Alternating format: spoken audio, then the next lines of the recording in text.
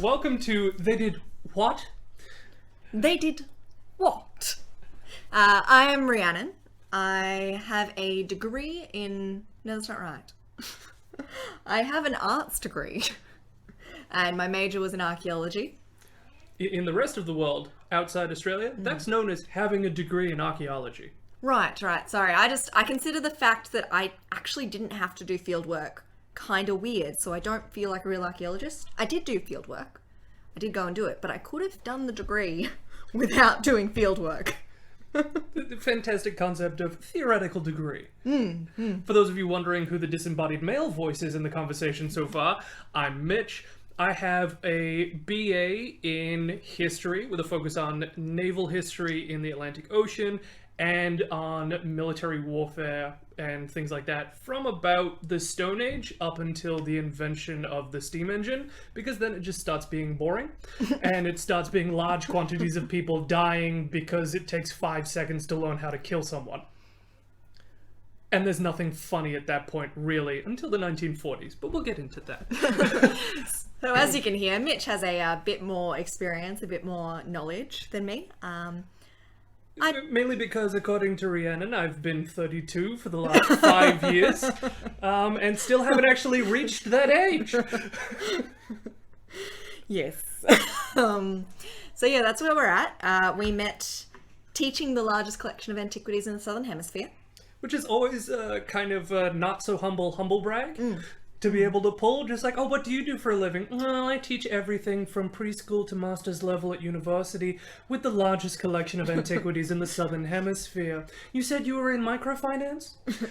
I love how you say that like we can earn a living from that job.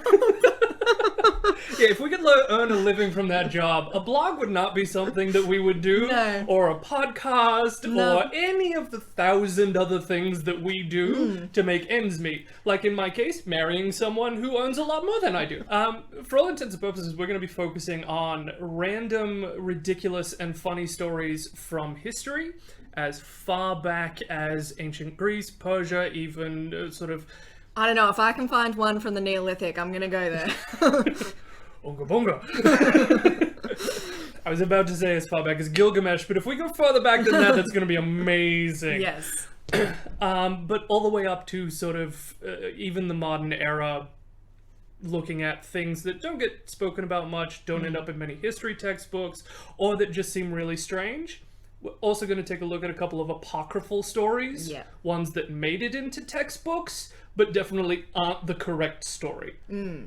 And there'll be some that, like, if you've done high school history, you may have heard it in passing, but some people might have never heard them. Yeah, and if you did high school outside Australia, like I did, you're definitely not going to know some of these stories. And because I did it outside Australia, some of these stories Rhiannon will definitely not know. Very true. You know, knowing what happened in the American Civil War, not really a big part of graduating in Australia. That is true. Instead, I learned about the technology of the 1950s. Very important learnings we did in year 10. Nothing about ancient Australia. No, I didn't learn that till university. You know, very important stuff to know there, but let's learn about the technological inventions. Inventions. Inventions. And interventions. That was when they really started to pick up. Psychiatrists were like, do an intervention. They'll be fine. Just bring the robot in. Yeah. Technology and AA were on the rise. We realized we had a problem. We stopped tiling all of the Australian bars. What? For the longest time, every Australian bar was tiled up to just above belt height and had a drain in the center of the floor so they could be hosed down at the end of every night. That's how heavily we were drinking in the 50s, 60s, and 70s here in Australia. They're now considered heritage sites. You're just not allowed to puke on the tiles anymore. I love it. I should introduce that one to Connor. Connor, let's bring this back for your next bar. I think you should do this. This is the kind of thing we're talking about. It's stuff from history that people don't commonly know, don't commonly talk about, or isn't commonly taught. I'm going to be telling the first story of this whole thing, mainly because I wanted to talk about the fact that it takes a Scotsman to kill someone after they've been decapitated. Typical Scot. He's like, you can take my life. No, you've taken my life. Right, I'm going to take yours about 2 weeks later when I'm dead and you've cut off my head. My favourite thing here is that I'm the one who went and studied acting, but Mitch is the one who can do the accents. I was boring. I needed something to encourage people to talk to me. But our first story really is going to be set in the Orkney and the Shetland Isles. Now, anyone who has studied the history of theatre will also know that that's where the idea of Macbeth is born, as one of these jarls or earls of the Orkney Isles attempting to subjugate the southern kings of Scotland. We might get into that, I don't know, but probably not today. We're looking at 892 CE, no B. And for all intents and purposes, the Orkneys and the Shetland Islands are just full of pirates. They're pirates from Ireland, they're Pictish pirates who have been able to, like, move north and hold on to some semblance of their culture, while the Scots sort of just go, no, you have to have it right here, and tartan on, and nothing else. And the Picts are sort of like, but we like blue as well. And just sort of keep getting pushed north. Vikinger coming over from Norway and Denmark, even some Germans who are still moving through in this migration period. They're all sort of setting up these small farmsteads and raiding settlements and just going, right, spin it, whatever direction it points in, we're going there and we're taking whatever we can find. And then we get a man with an extremely Jewish name who's not Jewish. Okay. Coming along and conquering the Orkneys and the Shetland Isles in the name of the King of Norway. The man who did it is, and I have to lean in close so I can pronounce this correctly, Rognvald Eysteinsson. Eysteinsson. I would try and copy that, but I don't think it's going to go well. At this point, he's the Jarl of Mor, and he's, for all intents and purposes, told, like, go over there, they're pissing me off. Conquer the Shetlands, conquer the Orkneys, tell the pirates to go back to Ireland, go back to Wales, go back to Scotland. This is now part of the Kingdom of Norway. Okay. You said conquer the Shetlands, and I'm like, yeah. The ponies? The little ponies? Yeah. And he does. In the process, one of his sons is actually killed, taking the Shetlands and the Orkneys. And the King of Norway is like, well, because you did such a good job, you get both. I don't know where I'm from at this point. The Norwegian accent had not been invented yet. He gets given, for all intents and purposes, oh, this is Pirate Island, and this is Pirate Island, and you have to now protect it in my name. Okay.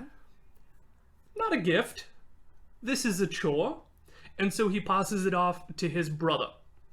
His brother, whose name is Sigurd, takes control of both of these. He's the younger brother of a Jarl. There's no chance of him inheriting. He has to make his own name.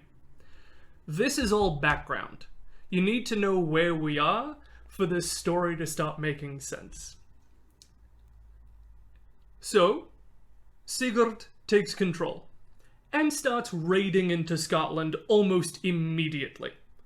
There's complete peace in the area, and he immediately starts a raid of conquest down to the south. Mm-hmm. He takes twice the equivalent of size of the Orkney and the Shetland Islands combined in conquest,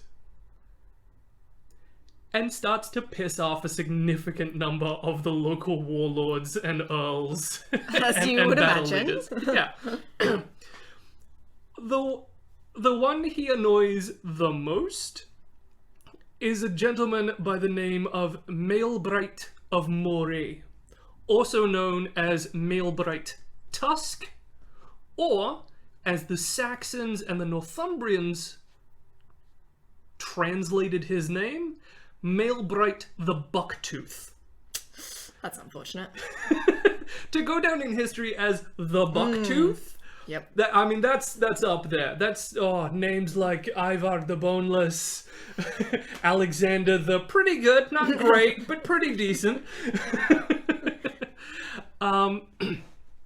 He's the one person that is most annoyed by Sigurd coming down and just being like, I have taken this, I have taken this, I have taken this. Oh, I made a fort. How did that happen?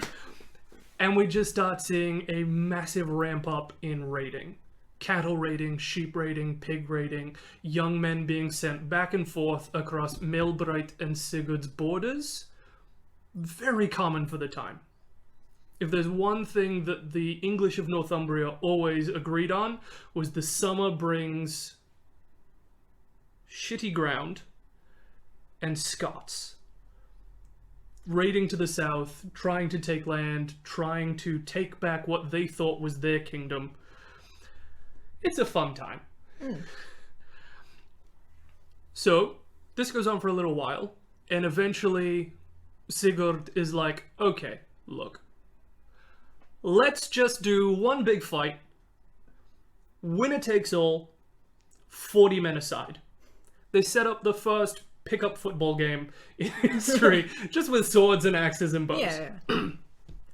Maelbreit gets to the battlefield first, dismounts, gets his men ready for a shield wall. You know, the typical duel that you're expecting of this time. Sigurd and his 40 horses come riding in. And that it's at this point that Maelbreit is like, aha, I've got big teeth, but I do have big eyes as well. And there's 4 legs hanging from the side of each of those horses. Oh. Maelbreit had bought 40 men, as Anna dictated. Sigurd shows up with 80. Well, someone's a dick. And wipes them out. Like, to a man. You don't normally get this. Usually it's like, fight, kill people, get exhausted because it's been 20 minutes in heavy mail, shields, swords, stabbing someone in a big rugby scrum. No, just all of Maelbreit's men and Maelbreit gone. And Sigurd, who likes to show things off, is like, right, we killed them. No one was here to see us kill them. So we need to get something to prove we killed them. Cut off everybody's heads. Everybody's. Every one of Maelbreit's men is ordered to have their head be taken off and tied to the saddles of Sigurd's men. Okay. It's up there. Like, Sigurd doesn't show up for a very long time, and if he had, he probably would have been slapped down by the King of Norway at some point for just being a little too intense. Yeah, 40 heads is a lot. Like 100% of the heads that died that day, let's tie them to our saddles and take them back to our fort and shove them on spikes so people can see we mean business. And you gotta feel for, like, all of his soldiers, because, like, they've just had this fight, and then it's like, we're not done. Everyone, go find a head. Work in a pair, since there's 80 of us. Yeah, one of you hold the hair up so the neck is extended, the other one swings. And then if your Everything swords are a works out bit fine. blunt from the fight, that's a bit of a, it's a long time. Oh, swords blunt from the fight. Yeah, they hit twice. Of course their swords are blunt in a fight in 892. Yep. So at this point, there's 40 decapitated heads. Yep. And Sigurd, who didn't kill Maelbreit, is like, I'm taking the head of my vanquished foe, and ties Maelbreit's head to his saddle. And this is where things go wrong for Sigurd. As they're riding home, Maelbreit's head and his giant tusk-like buck teeth is bouncing around. It bounces around and suddenly jams in and scrapes down the thigh of Sigurd, cutting through the cloth of his pants and opening a bleeding wound. That's what you get for wearing pants in Scotland. Keep in mind, the human mouth is an absolute cesspool of bacteria when we're alive. When we're dead, it's a little bit more terrifying. Sigurd is like, ha ha ha, one last attempt by my enemy to kill me. Except he's right.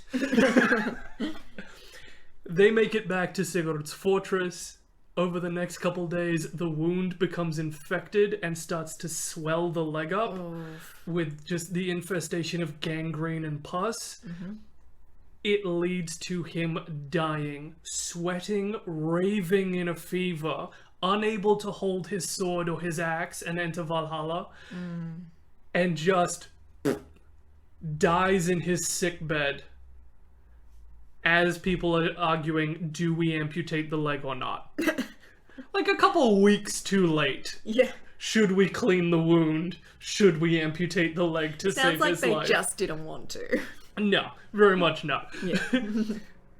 He dies. The Shetland and the Orkney Islands immediately fall back into piracy. The best part of it all being that there is a board game in the Orkneys based on the story of Maelbright killing Sigurd after he had been killed. I'm sorry, how does this board game work? I have no idea. I do you- just know it exists. Does it something to do with your teeth? You're like, I'm just gonna... Based on the dental hygiene of the British Isles, it could. Instead of dice, it's molars. But it's such a concept of like who we are and what we do that it just becomes this big thing. Like, if you can bite like a Scotsman, you can kill a Viking. It slowly but surely starts to become ghost stories, especially amongst Vikingar, who come through the area who are like, but did you hear about the Scotsman who could kill a Viking with his bite? That came vaguely Transylvanian, and I apologize to our vampire viewers. I can just imagine them sitting around a campfire and someone tells the story and someone else is like, that's bullshit. And just a head floats out. Just someone walks in with a Scottish head. Yeah. Just like, get it away from me, I don't want to die. Yeah. At some point, I do want to talk about, like, the reanimated dead and everything the Vikings did to stop things like Draugr and reanimated corpses and hauntings from happening. Yeah. But I just want to leave you with this concept of there's a whole cadre of Vikingar and Norwegians who 100% believe that the Scots have magic infused into them that allow them to bite their enemies to death even after decapitation. I love that. I wonder, because I'm a quarter Scottish. Do you reckon I've got enough? Should we try it? No, actually, it's horrible. Thanks. Just in one eye tooth. You've got enough power in one eye tooth. Maybe that's why I was born without one. Maybe that's what that tooth was. The gods saw too much power in your birth and were like, no, this one does not get the eye tooth. No. Alright, well, I guess join us for our next story. When it's time, when Rhiannon will be telling us a story about... about the Great Emu War. Slightly more terrifying than a buck-toothed Scotsman, really. Very much so. If you've ever seen an emu. Okay, thanks for that, guys. We'll see you next time. Yes. We acknowledge the traditional custodians of country throughout Australia and their connection to land, sea and community. We pay our respect to their elders past and present and extend that respect to all Aboriginal and Torres Strait Islander peoples today.